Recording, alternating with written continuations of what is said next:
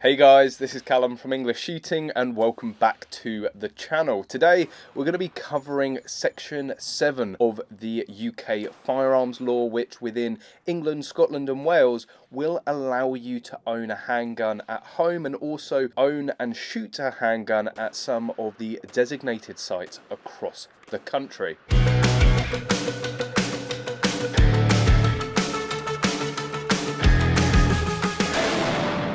Let's get into what is section 7. 7.1 and 7.3 were brought in after the Dunblane massacre. The historical collectors out there and people that prized the pistols not just for any sporting use or even just any intended use, they wanted to be able to collect very historically significant guns. They thought, well, these bits of history are going to end up in the crusher. It was through the efforts of the Historical Breech Loading Small Arms Association and other stakeholders that they were able to convince and allow the retention of some of these guns under historical collecting purposes.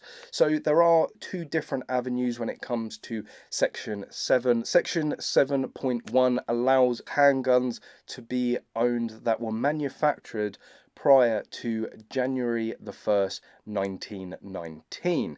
It doesn't permit the possession of ammunition, but it does allow you to keep these guns at home to be able to exhibit them. 7.3 is almost the complete reverse. You have to store these guns at a designated site. There's about 10 or so across the country. The first was Bisley, and certainly the largest today is still Bisley. It allows you to purchase them, possess them, and also shoot them. Funnily enough, section 7 isn't a new license, it's not a new certificate. Everything is actually covered under a firearm certificate. Well, the process is fairly similar to that of any other gun on your firearm certificate, and it starts with a variation. There is an approved list of guns that would be acceptable under 7.3, and if you want to start your collection with one of these, it's certainly going to be the easiest route. You need to find a section 5 dealer that has one for sale. The gun obviously then has to be permittable under section 7.3,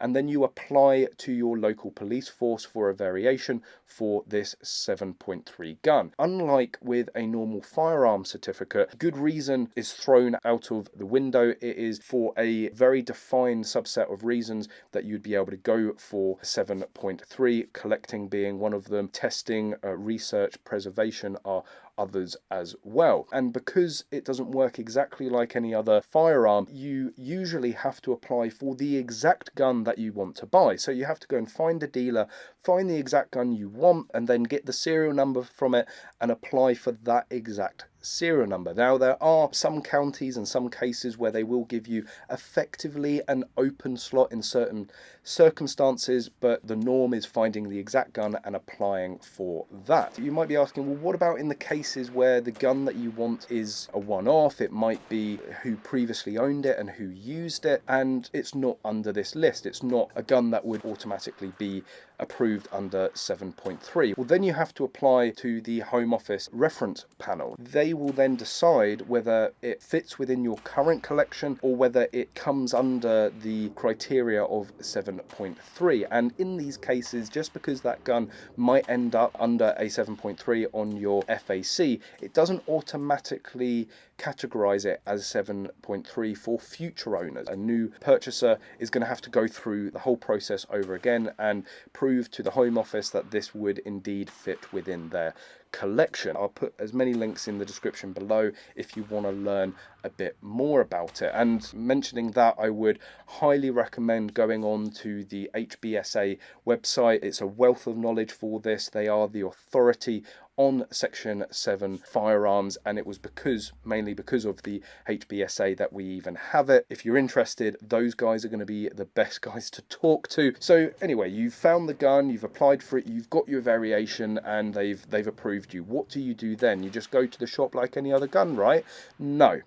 At the end of the day, the gun is still a prohibited firearm, and you've been given some very specific exemptions for its use and ownership. And whilst you are permitted to possess it, whilst you are permitted to then use it for certain purposes, you don't have carte blanche to be able to transport it and take it to whatever range you want. You need to have a declared designated site that it's going to be stored at, and the Section 5 seller or a Section 5 certificate holder will then have to transport it to that designated site for you. Once it's there, once it's under storage, then you should be able to go to that designated site, effectively book it out, and then be able to use it. But as previously mentioned, there are very specific purposes for why you would be shooting it. Sport shooting or just a general plink down the range isn't one of them. There has to be a reason for it. It could be testing the gun, it could be for research purposes, something like a documentary and sharing the historical significance and the way the gun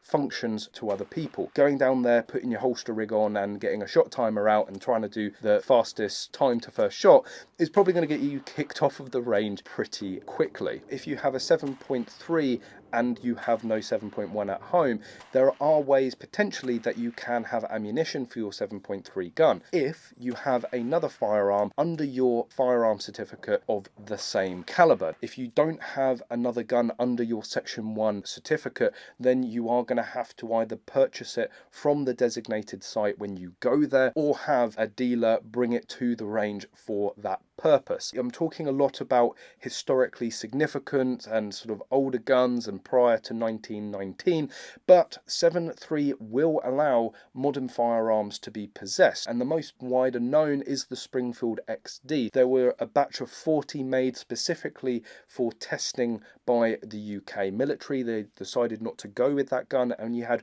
40 of these guns that were very unique and, well, historically significant. And whilst they might be a modern firearm and obviously in the 9mm caliber, they were able to be put under 7.3, and I know a number of people personally that have them and actually have them stored at Bisley. There is also another potential way of growing a modern side of your collection, and that's if, say, you go for a 1911 collection and you start from pretty much the first model made and start collecting all of the years after that, and you end up with all of the 1911s up to date. Well, the only way that you can then expand your collection is to get modern guns, but you have to be able to demonstrate to your police force and to the Home Office that it's in keeping with the collection, and that the only way for you to keep on collecting is to go for the modern ones. So I'm sure, as you're realizing now, it is a very long and drawn out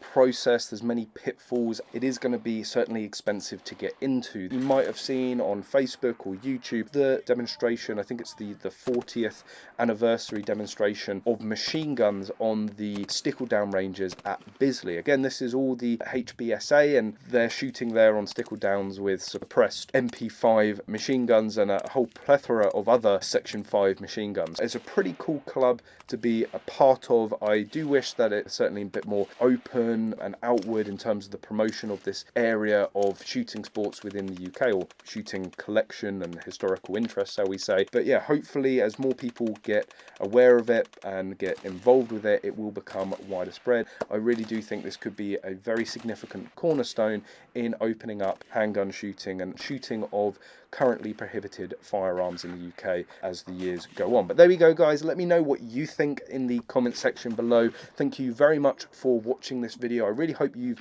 enjoyed it and found it interesting and informative. If you did, please give it a big thumbs up, and please make sure you're subscribed for any future videos. And as always, guys, I hope to see you soon.